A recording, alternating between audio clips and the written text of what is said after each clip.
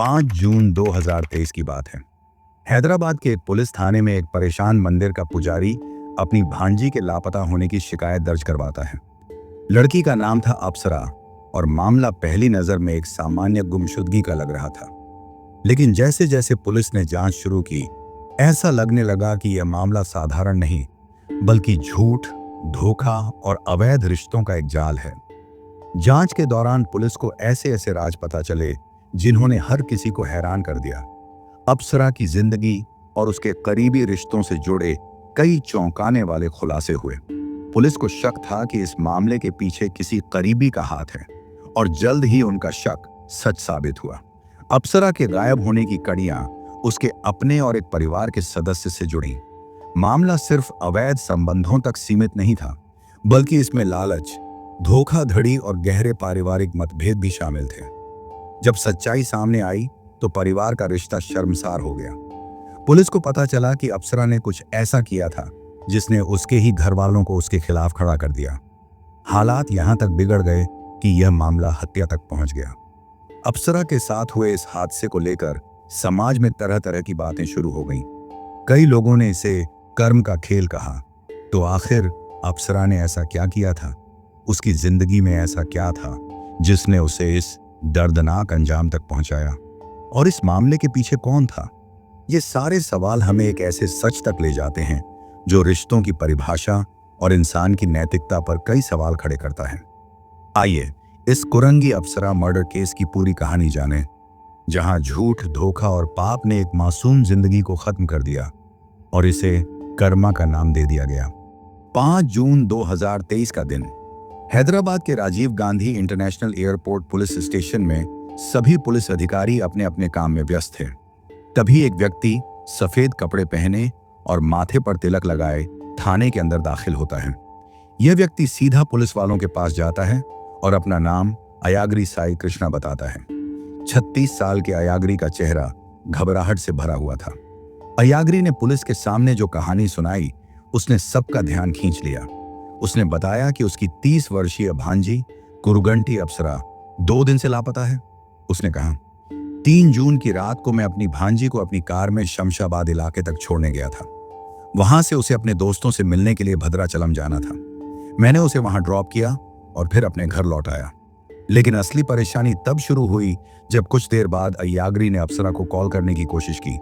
उसने बताया, मैंने अपनी भांजी के मोबाइल पर फोन किया, लेकिन उसका फोन स्विच ऑफ आ रहा था। मैंने सोचा कि शायद वह व्यस्त होगी, लेकिन काफी इंतजार के बाद भी उसका फोन ऑन नहीं हुआ। मुझे चिंता होने लगी। अयाग्री ने पुलिस को यह भी बताया कि उसने अप्सरा के दोस्तों से भी संपर्क किया, लेकिन दोस्तों ने कहा कि उन्हें भी अप्सरा के बारे में कोई जानकारी नहीं है। 2 दिन तक किसी तरह का सुराग न मिलने के बाद अयाग्री ने थाने आकर अप्सरा की गुमशुदगी की रिपोर्ट दर्ज कराई। पुलिस के लिए यह मामला एक साधारण गुमशुदगी का लग रहा था, लेकिन उन्हें अंदाजा नहीं था कि इस मामले के आगे बढ़ने पर जो खुलासे होंगे वे किसी को भी हिलाकर रख देंगे। अप्सरा के गायब होने के पीछे के राज धीरे धीरे सामने आने वाले थे, और यह सिर्फ एक गुमशुदगी नहीं, बल्कि झूठ, धोखा और रिश्तों की शर्मनाक सच्चाई का ऐसा जाल था जिसने हर किसी को चौंका दिया। पुलिस स्टेशन में अयाग्री साई कृष्णा ने जब अपनी भांजी कुरुगंटी अप्सरा के गायब होने की शिकायत दर्ज कराई, तो उसने खुद को सरूर नगर इलाके के एक मंदिर का पुजारी बताया। मामला एक लड़की के गायब होने का था, इसलिए पुलिस ने तुरंत हरकत में आते हुए जांच शुरू कर दी। अयाग्री ने पुलिस को बताया था कि 3 जून की रात को वह अपनी 30 साल की भांजी को शमशाबाद के एक लोकेशन पर छोड़ने गया था।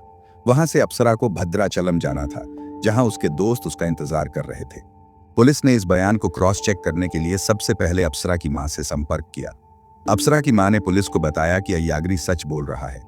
उन्होंने भी यह बात मानी कि उनकी बेटी आखिरी बार अयाग्री के साथ ही घर से निकली थी। अब पुलिस ने अयाग्री द्वारा बताए गए पिकअप और ड्रॉप लोकेशन की जांच शुरू की। इन दोनों जगहों के बीच की दूरी लगभग 21 किलोमीटर थी। जांच में सबसे जरूरी था कि इन 21 किलोमीटर के रास्ते में लगे हर एक सीसीटीवी फुटेज को ध्यान से देखा जाए। पुलिस ने अपनी पड़ताल की शुरुआत अप्सरा के घर के पास लगे सीसीटीवी कैमरों से की। जब फुटेज की जांच की गई तो उसमें अप्सरा साफ तौर पर अपने मामा अयाग्री साई कृष्णा के साथ जाते हुए नजर आई। इससे यह तो साफ हो गया कि अयाग्री का बयान सच था कि वह अप्सरा को अपनी कार में लेकर गया था। अब सवाल यह था कि इसके बाद क्या हुआ। अप्सरा भद्राचलम पहुंची भी थी या नहीं, और अगर नहीं तो आखिर वह गायब कहां हुई। पुलिस ने अय्यागरी के बताए रूट पर लगे हर एक सीसीटीवी कैमरे की फुटेज खंगालने का फैसला किया। हर फुटेज एक नई जानकारी के साथ एक नई कहानी को उजागर करने वाला था। अप्सरा के गायब होने की यह पहेली अब गहराती जा रही थी और पुलिस के सामने यह सवाल खड़ा था कि इस पूरे मामले का अंत कहां जाकर होगा। पुलिस ने अय्यागरी साई कृष्णा के बताए ड्रॉप लोकेशन पर जांच शुरू की। इलाके के कई सीसीटीवी फुटेज खंगाले गए, लेकिन किसी भी फुटेज में अय्यागरी की कार से अप्सरा को उतरते हुए नहीं देखा गया। यह बात पुलिस के लिए बेहद अजीब थी। अय्यागरी के बयान पर शक गहराने लगा, लेकिन पुलिस ने अपनी जांच जारी रखी। ड्रॉप लोकेशन के आसपास और भी इलाकों में फुटेज खंगाले गए, मगर कहीं भी इस बात की पुष्टि नहीं हुई कि अय्यागरी ने अपनी भांजी को वहां छोड़ा था। जब पुलिस को कोई पुख्ता सबूत नहीं मिला तो उन्होंने दोबारा अय्यागरी से पूछताछ करने का फैसला किया। इस बार अय्यागरी के व्यवहार में बदलाव साफ नजर आया। जब उसे सवाल किए गए तो वह घबरा गया और एक नई लोकेशन का जिक्र करने लगा। अब तक अय्यागरी ने अपना बयान बदलना शुरू कर दिया था और पुलिस को उस पर शक यकीन में बदलने लगा। उसकी बार बार बदलती कहानियों ने साफ कर दिया कि वह कुछ छिपा रहा है। पुलिस ने अब सख्ती से पूछताछ शुरू की। पहले तो अय्यागरी ने नई नई कहानियां गढ़नी जारी रखी, लेकिन पुलिस ने अपने तरीके से दबाव बनाया। जैसे जैसे पूछताछ आगे बढ़ी, अय्यागरी टूटने लगा। आखिरकार पुलिस की सख्ती के सामने अय्यागरी ने सच्चाई कबूल करनी शुरू कर दी। उसके बदले हुए बयान और घबराहट ने पुलिस को यकीन दिला दिया था कि इस मामले के पीछे एक गहरी साजिश छिपी हुई है। अब सवाल यह था कि अय्यागरी के झूठ की हकीकत क्या थी। उसने अप्सरा के साथ क्या किया था और क्यों वह लगातार अपने बयान बदल रहा था। पुलिस को इस मिस्ट्री को सुलझाने के लिए अय्यागरी की हर बात का सच सामने लाना था। जब पुलिस ने अय्यागरी साई कृष्णा पर सख्ती की तो उसने जो सच बताया उसने सबको हिलाकर रख दिया। अय्यागरी ने कबूल किया कि उसने अपनी भांजी कुरुगंटी अप्सरा को ड्रॉप नहीं किया था, बल्कि उसकी बेरहमी से हत्या कर दी थी। 3 जून की रात को घूमने का बहाना बनाकर अय्यागरी ने अपनी कार में अप्सरा को शमशाबाद के एक सुनसान इलाके में एक पहाड़ी पर ले गया। वहां किसी बात पर दोनों के बीच बहस हो गई। गुस्से में आकर अय्यागरी ने एक बड़ा पत्थर उठाया और अप्सरा के चेहरे पर जोर से मार दिया। एक बार नहीं, बल्कि उसने लगातार पत्थर से वार किए जब तक कि अप्सरा की मौत नहीं हो गई। अपनी भांजी की हत्या करने के बाद अय्यागरी को उसकी लाश ठिकाने लगाने की चिंता सताने लगी। उसने पहले लाश को एक प्लास्टिक में लपेटा और कार की डिग्गी में रख दिया। इसके बाद वह एक ऐसी जगह की तलाश में घूमता रहा जहां वह लाश को जला सके। अय्यागरी एक सुनसान जगह पर पहुंचा जहां उसने लाश जलाने की योजना बनाई, लेकिन उसे पर्याप्त लकड़ी नहीं मिली। साथ ही पकड़े जाने का डर भी उसे सताने लगा। इसके बाद उसने लाश जलाने का विचार छोड़ दिया और दूसरा तरीका अपनाने का फैसला किया। अय्यागरी लाश को अपनी कार की डिग्गी में ही छिपाकर अपने घर ले आया। उसने कुछ समय तक अपनी कार को घर की पार्किंग में रखा। फिर सही मौका देखकर वह अपनी कार लेकर उस मंदिर के पीछे पहुंचा जहां वह पुजारी का काम करता था। मंदिर के पीछे उसने लाश को ठिकाने लगाया। यह सब करते हुए उसने किसी को शक नहीं होने दिया, लेकिन पुलिस की सख्त पूछताछ और सीसीटीवी फुटेज ने उसकी साजिश को उजागर कर दिया। अय्यागरी ने अपनी भांजी की हत्या क्यों की? क्या इसके पीछे कोई व्यक्तिगत दुश्मनी, लालच या कुछ और था? इस केस ने रिश्तों पर भरोसे को हिलाकर रख दिया और एक समाज को सोचने पर मजबूर कर दिया कि आखिर ऐसी क्रूरता की वजह क्या थी। अय्यागरी साई कृष्णा ने अपनी भांजी कुरुगंटी अप्सरा की हत्या के बाद उसकी लाश को ठिकाने लगाने के लिए ऐसा तरीका अपनाया जिसे सुनकर हर कोई हैरान रह गया। जिस मंदिर में वह पुजारी का काम करता था उसके पीछे मंडल रेवेन्यू ऑफिस था। इस ऑफिस के पास एक बड़ा मैनहोल था। जब रात को चारों ओर सन्नाटा पसर गया तो अय्यागरी अपनी कार लेकर मैनहोल के पास पहुंचा। मौका पाते ही उसने अप्सरा की लाश को मैनहोल में डाल दिया और उसका ढक्कन कसकर बंद कर दिया। मगर अय्यागरी यहीं नहीं रुका। उसने इस बात को सुनिश्चित करने के लिए कि लाश कभी बरामद न हो, मैनहोल के ऊपर 2 ट्रक मिट्टी डलवा दी। उसे लगा कि अब वह पूरी तरह सुरक्षित है। हालांकि अगले ही दिन अय्यागरी ने मैनहोल से आती बदबू को महसूस किया। घबराहट में उसने पहले मिट्टी हटाई और मैनहोल के ढक्कन पर सीमेंट का प्लास्टर कर दिया। इसके बाद उसने फिर से मिट्टी डालकर मैनहोल को ढक दिया। अब उसे यकीन था कि उसकी साजिश का कोई सबूत कभी सामने नहीं आएगा। अय्यागरी जानता था कि अप्सरा की मां को शक है कि उसकी बेटी को आखिरी बार अय्यागरी के साथ देखा गया था। इस डर से उसने चालाकी से खुद ही पुलिस स्टेशन जाकर अप्सरा की गुमशुदगी की शिकायत दर्ज करवा दी। उसने सोचा कि ऐसा करने से उस पर कोई शक नहीं करेगा, लेकिन अय्याग्री की यह चालाकी ज्यादा देर तक नहीं टिक पाई। पुलिस ने सीसीटीवी फुटेज और उसकी बदलती कहानियों के जरिए सच का पता लगा लिया। आखिरकार कड़ी पूछताछ के बाद अय्याग्री ने अपना जुर्म कबूल कर लिया। इस घटना ने रिश्तों की पवित्रता पर सवाल खड़े कर दिए। एक मामा अपनी भांजी के साथ ऐसा कैसे कर सकता है और अपनी करतूत छिपाने के लिए इतने क्रूर कदम क्यों उठाए? यह मामला न सिर्फ अपराध की एक घिनौनी तस्वीर पेश करता है, बल्कि इंसानी फितरत के डरावने पहलू को भी उजागर करता है। जब पुलिस ने अय्याग्री साई कृष्णा से उसकी भांजी कुरुगंटी अप्सरा की हत्या की वजह जाननी चाहिए, तो उसने ऐसा खुलासा किया जिसने सभी को चौंका दिया। अय्याग्री ने बताया कि वह और उसकी भांजी अप्सरा पिछले काफी समय से रिश्ते में थे। दोनों एक दूसरे से बेहद प्यार करते थे और यह रिश्ता समय के साथ इतना गहरा हो गया कि दोनों शारीरिक रूप से भी करीब आ गए। समस्या तब शुरू हुई जब अय्याग्री को पता चला कि अप्सरा गर्भवती हो गई है। जब अप्सरा ने यह बात अय्याग्री को बताई तो उसने तुरंत शादी की बात छेड़ दी। वह अय्याग्री पर दबाव बनाने लगी कि वह अपनी पत्नी को तलाक देकर उससे शादी कर ले। अय्याग्री पहले से ही शादीशुदा था और उसके 2 बच्चे थे। यह बात अप्सरा भी जानती थी, लेकिन फिर भी उसने जिद पकड़ी कि अय्याग्री अपनी पत्नी को छोड़ दे और उससे शादी कर ले। अय्याग्री ने अप्सरा को कई बार समझाने की कोशिश की, लेकिन वह मानने को तैयार नहीं थी। अय्याग्री के दबाव डालने पर अप्सरा ने अबॉर्शन तो करवा लिया, लेकिन इसके बाद भी वह लगातार शादी के लिए जोर देती रही। इस बात को लेकर दोनों के बीच आए दिन बहस और झगड़े होने लगे। अप्सरा का शादी के लिए बढ़ता दबाव अय्याग्री के लिए मुश्किलें खड़ी करने लगा।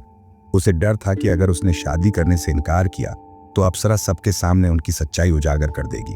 ये बात उसकी इज्जत, उसकी नौकरी और परिवार के लिए खतरा बन सकती थी। इन्हीं कारणों से अय्याग्री ने अपनी भांजी को रास्ते से हटाने का फैसला कर लिया। उसने 3 जून की रात उसे घूमने के बहाने कार में बैठाया और सुनसान जगह ले जाकर उसकी बेरहमी से हत्या कर दी। यह घटना रिश्तों की मर्यादा और इंसानी फितरत की कमजोरियों पर कई सवाल खड़े करती है। एक मामा अपनी भांजी के साथ कैसे ऐसा गलत रिश्ता बना सकता है, और जब बात बिगड़ गई तो उसने उसे मारने का इतना क्रूर कदम क्यों उठाया? यह केस न सिर्फ एक अपराध की कहानी है, बल्कि नैतिकता के पतन का भी प्रमाण है। अपनी भांजी अप्सरा से छुटकारा पाने के लिए अय्याग्री ने एक खतरनाक प्लान बनाया। 3 जून की रात उसने लॉन्ग ड्राइव का बहाना बनाया और अप्सरा को घर से बाहर ले गया। कार में सवार होकर वह उसे शमशाबाद की एक सुनसान पहाड़ी पर ले गया। वहां अय्याग्री ने अप्सरा को एक बार फिर समझाने की कोशिश की। उसने उसे बताया कि वह पहले से शादीशुदा है और 2 बच्चों का पिता है, इसलिए वह उससे शादी नहीं कर सकता। लेकिन अप्सरा ने उसकी कोई बात नहीं मानी। वह अपनी जिद पर अड़ी रही। अय्याग्री के मुताबिक जब अप्सरा को किसी भी तरह से समझाना मुमकिन नहीं हुआ तो उसने गुस्से में एक बड़ा पत्थर उठाया और अप्सरा के चेहरे पर मार दिया। उसने बार बार पत्थर से हमला किया, तब तक जब तक कि अप्सरा की मौत नहीं हो गई। पुलिस की जांच में यह भी सामने आया कि अय्याग्री ने इस खौफनाक कदम को उठाने से पहले इंटरनेट पर सर्च किया था, how to kill human being. इस बात ने साफ कर दिया कि उसने हत्या की पूरी प्लानिंग पहले ही कर ली थी। अप्सरा की हत्या के बाद अय्याग्री ने उसकी लाश को ठिकाने लगाने के लिए मैनहोल में छिपाया, उस पर मिट्टी डलवाई और फिर सीमेंट से प्लास्टर कर दिया। लेकिन पुलिस की सख्ती के आगे उसकी सारी चालाकी नाकाम हो गई। उसने जुर्म कबूल किया और उसे पुलिस कस्टडी में भेज दिया गया। यह मामला जब सार्वजनिक हुआ तो हर कोई दंग रह गया। मामा और भांजी के अवैध रिश्ते और हत्या की खबरों ने सुर्खियां बटोरी। अखबारों और सोशल मीडिया में यह खबर तेजी से फैल गई। जब इस मामले की खबर तमिलनाडु पहुंची तो अप्सरा से जुड़ा एक चौंकाने वाला रहस्य सामने आया। यह खुलासा इस केस को और भी सनसनीखेज बना देता है। आगे की जांच और बयान इस केस को पूरी तरह उजागर करते हैं। यह घटना न केवल रिश्तों की पवित्रता को कलंकित करती है, बल्कि यह भी दिखाती है कि जुनून और अपराध किस तरह इंसान को हैवान बना सकते हैं। जब अय्याग्री और अप्सरा का मामला तमिलनाडु तक पहुंचा तो धनलक्ष्मी नाम की एक महिला ने मीडिया के सामने ऐसा खुलासा किया जिसने सबको चौंका दिया। धनलक्ष्मी ने दावा किया कि जिस अप्सरा की हत्या हुई है वह उसकी बहू थी, और यही अप्सरा उसकी जिंदगी का सबसे बड़ा दुख भी बन गई थी, क्योंकि अप्सरा के कारण उसके बेटे कार्तिक राजा ने आत्महत्या कर ली थी। धनलक्ष्मी ने बताया कि कुछ साल पहले अप्सरा की शादी तमिलनाडु के कोयम्बटूर में रहने वाले उनके बेटे कार्तिक राजा से हुई थी। कार्तिक एक सॉफ्टवेयर इंजीनियर था जो एक बड़ी कंपनी में काम करता था और अच्छी सैलरी कमाता था। शादी के बाद सब कुछ ठीक चल रहा था, लेकिन जल्द ही हालात बदलने लगे। शादी के बाद अप्सरा की मां अरुणा भी अपनी बेटी के साथ रहने के लिए कार्तिक के घर आ गईं। इसके बाद मां बेटी ने मिलकर कार्तिक के पैसों पर ऐश करना शुरू कर दिया। दोनों आए दिन 5 स्टार होटलों में जाकर खाना खाते। कार्तिक पर रोजाना महंगी शॉपिंग करवाने का दबाव डाला जाता। अप्सरा और उसकी मां ने कार्तिक के पैसों से महंगी महंगी ज्वेलरी खरीदनी शुरू कर दी। कार्तिक भले ही अच्छी सैलरी कमाता था, लेकिन अप्सरा और उसकी मां के शौक उसके बजट से बाहर थे। उनकी बेतहाशा खर्च करने की आदतों ने कार्तिक की आर्थिक स्थिति खराब कर दी। अपने परिवार की जरूरतें पूरी करने के लिए उसने 25 लाख रुपए का लोन ले लिया। कार्तिक का मानसिक तनाव बढ़ता गया। सास और बीवी की बढ़ती मांगों ने उसे परेशान कर दिया और आखिरकार इस तनाव से तंग आकर कार्तिक ने आत्महत्या कर ली। धनलक्ष्मी ने यह भी बताया कि बेटे की मौत के बाद अप्सरा और उसकी मां कार्तिक के जीवन से निकल गईं। इसके बाद ही अप्सरा की जिंदगी में अय्याग्री आया, लेकिन अय्याग्री से उसके रिश्ते ने जो मोड़ लिया, उसने उसे मौत के अंजाम तक पहुंचा दिया। यह खुलासा पुलिस और जनता के लिए एक नया पहलू खोलता है, जिसने इस मामले को और भी पेचीदा और हैरान करने वाला बना दिया। कार्तिक की मां के मुताबिक अप्सरा और उसकी मां अरुणा ने मिलकर न केवल कार्तिक के मेहनत की कमाई को खत्म कर दिया, बल्कि उसकी जिंदगी को बर्बाद करने में भी कोई कसर नहीं छोड़ी। 25 लाख के कर्ज के बाद भी दोनों ने कार्तिक पर और पैसे देने का दबाव बनाना शुरू कर दिया। लेकिन जब कार्तिक की हिम्मत टूटने लगी और उसने पैसा देने से मना कर दिया, तब हालात और भी खराब हो गए। अप्सरा ने अपनी मां के कहने पर कार्तिक पर दहेज उत्पीड़न का केस दर्ज करवा दिया। केस दर्ज होने के बाद पुलिस ने कार्तिक को गिरफ्तार कर लिया और उसे जेल में डाल दिया। 15 दिन जेल में बिताने के बाद जब कार्तिक को जमानत मिली और वह बाहर आया, तो उसे समाज से ताने और अपमान का सामना करना पड़ा। जेल जाने और समाज में मिली बदनामी ने कार्तिक को अंदर से तोड़ दिया। आत्मग्लानि और अपमान से परेशान होकर एक दिन उसने आत्महत्या कर ली। यह खबर सुनकर कार्तिक की मां की दुनिया उजड़ गई, लेकिन अप्सरा और उसकी मां को कोई फर्क नहीं पड़ा। कार्तिक की मौत के बाद अप्सरा और उसकी मां ने रातों रात कोयम्बटूर छोड़ दिया। ज्वेलरी और पैसे लेकर वे हैदराबाद चली गईं। यहां उन्होंने न केवल अपना पुराना सिम बंद करवाकर नया नंबर लिया, बल्कि अपने पीछे सारी कड़ियों को मिटाने की कोशिश की। हैदराबाद में ही अप्सरा की मुलाकात अय्याग्री से हुई। दोनों के बीच नजदीकियां बढ़ीं और उनका रिश्ता गहराता चला गया। लेकिन यह रिश्ता भी ज्यादा समय तक नहीं चला और अय्याग्री के साथ विवाद ने अप्सरा की जिंदगी का अंत कर दिया। एक भांजी और मामा के रिश्ते का यह काला सच, जिसमें लालच, धोखा और हत्या की कहानियां छिपी थीं, ने सबको स्तब्ध कर दिया। जब अप्सरा और उसकी मां की सच्चाई सामने आई, तो लोगों ने अप्सरा की मौत को कर्म का फल कहकर देखना शुरू कर दिया। कार्तिक की मौत के लिए जिम्मेदार मानी जाने वाली अप्सरा, जो खुद दूसरों की जिंदगी को बर्बाद करने में पीछे नहीं रही थी, आखिरकार अपनी ही गलतियों की शिकार बन गई। इस वक्त अप्सरा की हत्या का आरोपी अय्याग्री साईं कृष्णा जेल की सलाखों के पीछे है। उसके खिलाफ अदालत में मुकदमा चल रहा है। अब उसे कितनी सजा मिलती है, ये तो वक्त ही बताएगा। दोस्तों, इस पूरी घटना ने यह सोचने पर मजबूर कर दिया कि कर्म का हिसाब किताब वाकई होता है। लेकिन आपके विचार क्या है? क्या आप इसे कर्म का फल मानते हैं या फिर यह सिर्फ एक खौफनाक हत्या की कहानी है? दोस्तों, पूरी कहानी जानने के बाद आप क्या कहना चाहेंगे? कमेंट बॉक्स में जरूर बताइए। अगर आपको हमारी मेहनत पसंद आई हो तो इस वीडियो को लाइक करते हुए शेयर भी करें। अगर आपने अभी तक चैनल को सब्सक्राइब नहीं किया है तो जल्दी से चैनल को सब्सक्राइब कर ले। ऐसी ही कहानियों के लिए हमारे साथ लगातार बने रहे। धन्यवाद।